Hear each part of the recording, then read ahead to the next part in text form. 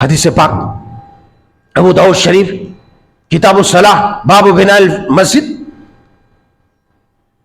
حضرت عبداللہ ابن عباس رضی اللہ تعالیٰ عنہ بیان فرماتے ہیں کہ رسول اللہ صلی اللہ علیہ وسلم نے ارشاد فرمایا ما امرت بتشیید المساجد، کہا کہ مجھے اس بات کا حکم نہیں دیا گیا کہ میں مسجدوں کی تزئین کاری کروں اور مسجدوں کو خوبصورت بناؤں۔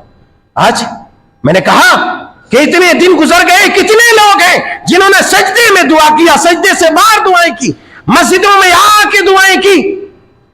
بولے صاحب جب مسجد کو خوبصورت بنانے کی بات آئے گی تو ادھر ایک نقشے بناؤ، ادھر نقشے بناؤ، وہاں جھمر لگا، وہاں کمبر لگا۔ یہ کیا کہا آپ نے؟ مسجدوں کو آرائش کرنے کے لیے مجھے نہیں بھیجا گیا، مجھے نہیں حکم دیا۔ حضرت عبداللہ ابن عباس رضی اللہ تعالی عنہما بیان فرماتے لَتُزَخْرِفُنَّهَا كَمَا زَخْرَفَتِ الْيَهُودُ وَالنَّصَارَى، اے لوگو تم اپنی مسجدوں کو اسی نقش و نگار اور اسی طرح ڈیزائن کرو گے جس طریقے سے یہود و نصارہ اپنی عبادت گاہوں کو کرتے ہیں۔ آج مسجدوں کو ڈیزائن کرنے میں لگے ہوئے، ارے چھوڑو ڈیزائننگ، ضرورت بھر اس کی حفاظت کی صیانت کا بندوبست کر لو اور اس میں عبادت کرو پوری شفافیت کے ساتھ۔ آج یہ نہیں دیکھ رہی یہ قوم۔ ابھی ایک خبر آئی آسام میں ایک امام کو قتل کر دیا، اس سے پہلے خبر آئی ہریانہ میں امام کو قتل کر دیا، اس سے پہلے ابھی چند روز پہلے خبر آئی ایک امام نے خودکشی کر لیا۔ کیا ہے یہ تماشے؟ کیا ہے یہ طریقہ کار؟ کسی جھوپڑے میں بند کر دو گے اور مسجد میں کروڑوں کروڑ روپے خرچ کرو گے تو ظاہر سی بات ہے امام کا قتل تو ہوگا اس پرآشوب دور میں، ہے قتل تو ہوگا اس پرآشوب دور میں۔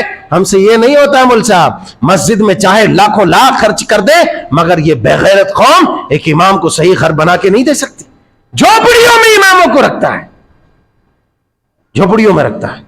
ارے جس کے اوپر خرچ کرنا چاہیے، جس سے مسجد کی شان شوکت بڑھتی ہے، جس سے درس و تدریس کا جو ہے بازار گرم ہوتا ہے، اس پر تمہیں خرچ کرنا چاہیے رے جاہلو۔ ایسی ایسی بغیرت قومیں ہیں۔ آج جتنے ایک سال کے اندر جتنے ائمہ کا قتل ہوا، جتنے لوگ مارے اور مارے گئے، بڑا بتلاؤ اس میں قصوروار کون تھا؟ وہی بیچارے مرنے والے؟